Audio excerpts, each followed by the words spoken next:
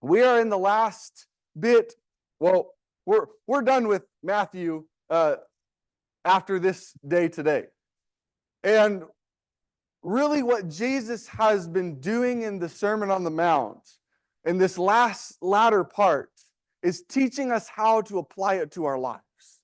Teaching us how to live what we've read about, what he said as he's standing over the people. And don't forget, I mean, this is absolutely an amazing phenomenon that we're seeing here.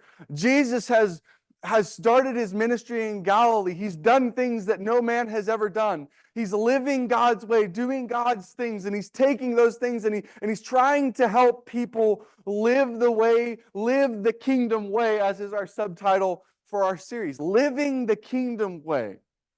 And it's flipped upside down because the world tells us to live one way and God tells us to live a completely different way. And when we allow man's influence to infiltrate our lives, things get messy. And so Jesus centers us on these ideas of not judging people and who to follow and who to really follow. And he's forcing us to self-reflect. He's forcing us to look inward and say, what can I do about this? What have I done about this? Where have I failed? And where can I get better as a follower of Jesus? Now, this thing that I'm going to present to you this morning, this is human nature, right? This is purely human nature. This is not a Christian thing. This is not a non-Christian thing. This is just a human thing. We have a tendency to invest in the things we like and avoid the things we don't. We have a tendency to go, look, I'm going to put my time and effort and energy into this thing because it's valuable to me. And when we don't like something or we're uncomfortable or we're having a difficult time with it, I mean, think about all the things you've avoided over your life. Think about all the things you did it once and you're like, never doing that again. And then think about the habits and routines, rituals that you have in your life, the things that you like, the things that you're comfortable with, the things that you do over and over and over again. You have a tendency to lean into the things that you find comfortable, the things that you like, and you have a tendency to avoid or to shift or to move away from the things that you don't. This is just human nature. This is just how we are. This is just people. And we also have a tendency to apply that to other areas of life. Now, this is fine to do in just regular life. I mean, you have to, adhere to your responsibilities, and you have to be, if you're a parent, you have to be responsible for your kids. If you're working, you have to be responsible to your job. That's not saying, you avoid your job because you don't like it. Well, if you don't like it, get another job, right? That's kind of the main idea behind this. But we have a tendency to invest. This is fine in just regular human life. You don't like something, you don't have to do it. Nobody's paying you to do it. Nobody's bribing you to do it. But then the things you really like, I mean, you really invested. You really put your time and your energy and your effort into the things that you love. But this is not okay to do when it comes to God's word. This is not okay to do when it comes to living the kingdom way. It's not okay to apply the things you like and avoid the things you don't like. You have to apply all of it. You have to live for it. You have to go, you know what? I don't like this. This doesn't feel good. This isn't what I want to do, but it's what my Lord asks me to do. And that's really the bottom line this morning, is this: we need to do all of God's word, not just the things we like. Because we have a tendency to lean into those things. I have a tendency to lean into those things. I like to do the things I like to do. I'm uncomfortable in the places that I'm really not experienced. I'm uncomfortable in the places that, it's like, I've tried that before and no, I'm good. But life is not always about doing what you like, especially when it comes to following Jesus. It's hard. Some of the things we've read in the Sermon on the Mount over these past 13 weeks are challenging and difficult. They're difficult. Not only are they difficult to understand, they're difficult to apply in our lives. I mean, not only that, I mean, let's go a step further. It's hard to self-reflect on what I might be doing wrong and the way I might be living wrong. That's hard. That's difficult. It's not easy. I mean, we can't, we have, I mean, and I've said this before and I'll say it again. I'd rather know a little and apply what I know than know a lot and apply nothing. I'd rather just be able to focus on one verse and apply that one verse or apply that one section or apply that one thing that Jesus teaches to my life, teaches me, than try to do everything and then know everything and not apply anything. I mean, there's a legitimate truth to that. Knowing too much, can cause you not to apply anything in your life. But we can't avoid the things we don't like or the things we don't want to do if we're going to live God's way. It doesn't mean we're not going to sin. It doesn't mean we're not going to make mistakes. The point is, are we trying? Are we working towards something? And in the last part of the Sermon on the Mount, you'll remember that Jesus has kind of moved us through this progression of thought. He started with don't judge people, really attacking the attitude and the mindset of the Pharisees in 7:1-6, where he tells us don't judge because if you judge this way, other people are going to judge you this way. And then he moves right into this perfect principle of treating people how you would like to be treated. Again, a hard concept for us to inwardly reflect and act on. Difficult, challenging, but he's saying, if you want to live the kingdom way, if you want to live God's way, do God's things, if you want to enter into the kingdom of heaven, you've got to live differently than the rest of the world. And it's the same message he's been preaching through all of the Sermon on the Mount when we talk about the laws and we talk about what he said to do and not to do. I mean, he's moved us through this. You've got to live God's way, not your way. Because when you live your way, things get messy. Humanity gets complicated, wars and people arguing. And I mean, there's all sorts of stuff. That when you choose the earthly human way, you've got to live and rise above those things. And so he starts us really, really here, and I put 7:24-28, but we're going to start in verse 21 because I didn't really change that one. I forgot I was starting in 21. I didn't cover it last week. Prior to this passage, he's talked about entering through the narrow gate, the wide gate. He's talked about who you let lead you will ultimately determine your destination. If you allow false prophets to lead your life, this is what he's saying is going to happen. Because you're not doing for God, you're doing for you, you're doing for this man. He says, you can't live that way. Not everyone who says to me, Lord, Lord, will enter the kingdom of heaven. But what? He who does the will of my Father who's in heaven. He who does the will. Not because you did many good things, many wonderful work. I mean, not because of what you did, but because of who your life is devoted to. I mean, this is probably one of the scariest verses in the Bible when you start thinking about what Jesus is saying here. And you start looking at it and go, okay, well, do I want to be that person? If you haven't self-reflected over the Sermon on the Mount, this part should cause you to go inward and to go to God and to say, God, I don't want to be there. I want to know you and I want to know what it's like to be with you and live with you. I want to know. I don't want these words said to me on the last day. I mean, many will say to me on that day, Lord, Lord, did we not prophesy in your name? Did we not in your name cast out demons and in your name perform many miracles? Look what we did for you, God. You don't know me? I don't get to enter?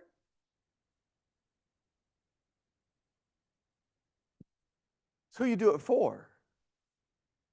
So you do it for. It goes back to chapter 6 when he talks about the practices of righteousness. And he says, don't pray in the street corners and in the synagogues like the Pharisees do to be seen by men. That's not what it's about. It's about going in your room quietly, shutting the door and praying to your Father who's in heaven. That's what it's about. It's not for other people to see. And we have to be conscious of who we're doing, what we're doing, and why what we're doing it for. Adamantly conscious of these things. We're not performing for men. We're not performing. We're doing out of faith. I mean, this is what he said. Many will say to me on that day. He's talking about Judgment Day. We did all these great things for you. And then the infamous words that cut to my heart. And I will declare to them, I never knew you. depart from me. You who worketh lawlessness. I don't want to hear those words. I don't want to live that way. I don't want to be that guy. So I have to take a step back. This is me. I mean, I'm preaching to myself right now. But if you understand where I'm coming from, just look inward and ask yourself this question. Do I want to hear those words from Jesus? Who am I living for? Because that is an important question. Am I just here to be seen by other people, or am I here because my Lord has provoked and convinced and persuaded me that this is the way that I need to live my life? For Him, not for myself. Because we tend to get entangled and entrapped in our own devices, in our own distractions, in our own lives, in our own lies. And we get consumed by the world that we live in. But brethren, this is a call out of that world. This is a call out of come to know your Father in heaven. If you don't want to hear these words, if you don't want to be in this place when you go, I mean, who you let lead your life, if it's you or someone else, this is a question we have to contemplate, wrestle with. This is not easy. It's hard, but Jesus didn't say it was going to be easy. Neither did He say, you'll live free. You'll have it all together. You'll figure it all out. You'll be perfect. He didn't say that. He said we have to internally fix our character. Focus on the things that are most important. And then He ends the Sermon on the Mount with something that I think is just a phenomenal illustration, because it's so simple yet so powerful, so deep, so well thought out. And it came from the mouth of my Lord. He says, if you don't want to be in that place, if you don't want to live for those people, you don't want to live for yourself anymore, here's what you need to do. Here's what you need to contemplate. Here's what you need to understand about everything that I've said. The whole Sermon on the Mount comes down to these 3-4 verses. These things. Simply this. Therefore, everyone who hears these words of mine, pay attention closely, listen. Who hears these words of mine and does them, acts on them, may be compared to a wise man who built his house on a rock. Did you hear that? It's not that did you hear them and did they sound good to your ears? But what did you do with what you heard? What did you do when you sat down and you read Scripture this morning? What convicted you? What moved you? Did you hear the words of Jesus?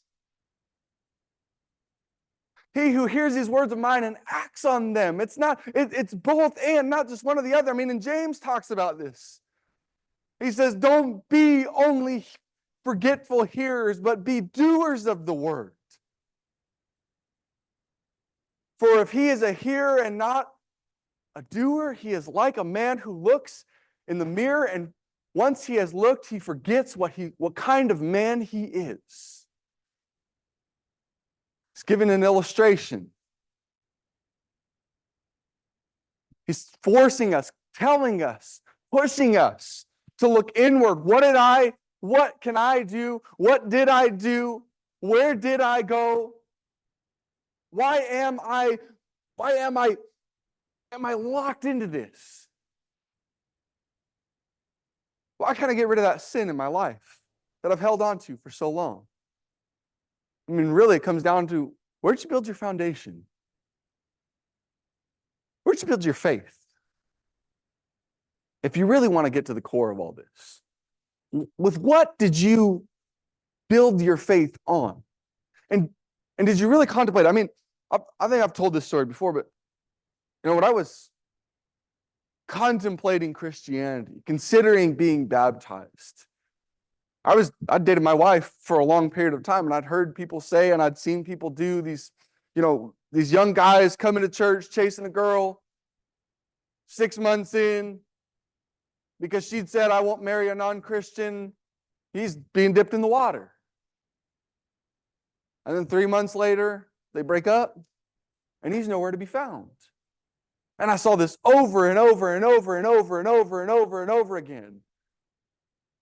And I said, I don't want to be that guy. If I do this, if I make this decision right now to live my life in a different way, it has to be my faith, not hers. And then again, this is the problem we run into with young people who grow up in the church.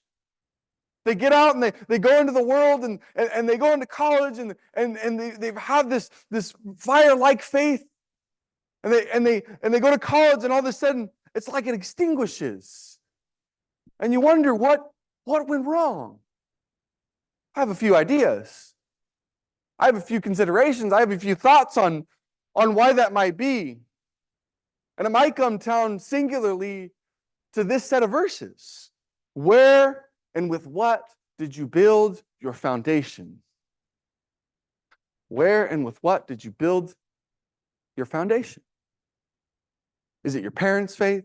Or is it really your faith? Do you own your faith? Right? Are you doing your faith? Or have you just heard for years? Because this is what you think you need to do to get into the kingdom of God. No. We do.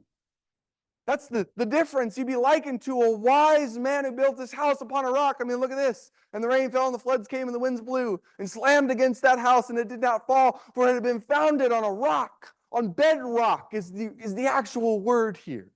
Bedrock. Immovable. Humanly impossible to move. Where did we build our faith, and with what did we build it upon? That's an important question.